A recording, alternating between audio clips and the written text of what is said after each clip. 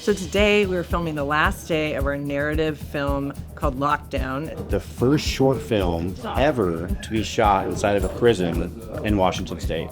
I believe we're one of the very first prisons in the country, besides maybe San Quentin, that's done something like this. We are teaching our students here at the Media Lab at Washington State Penitentiary filmmaking with real on-the-job, on-set experience. It's been a very exciting week. Everybody's learned a lot, and I think it's one of those days where it's like no one wants it to end.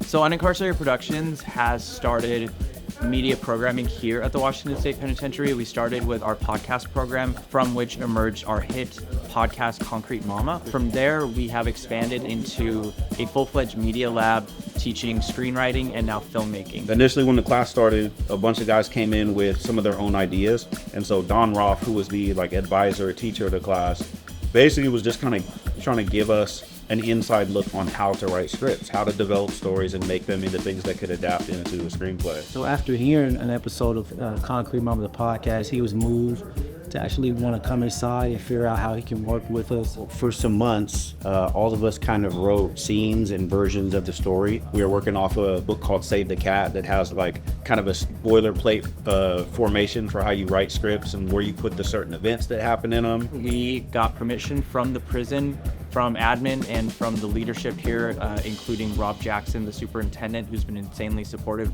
to actually shoot this film here in the Sustainable Practices Lab.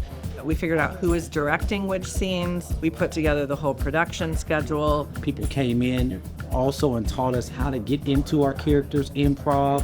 I'm not even going to begin to list all of the technical stuff that I've learned. It's like a formal education all over again. There's been so many things in the last 3 years that I never thought I would do, like as far as, the podcast, helping humanize people inside prison. The easiest way to explain it is it just doesn't happen in prison. We normally don't get to do any of the things that make people people. We normally don't get to do any of the things that make people excited to wake up and excited to be alive and excited to interact with other people. And that's what this experience has brought back to me and reminded me of. Life is about doing new things. And so though we may be incarcerated, there's people out there that want to see us succeed. Pouring into each other is really what we did. We added value to each other. This is hands down the best time anyone can do in prison. I don't know that movies and TV shows will ever be the same again.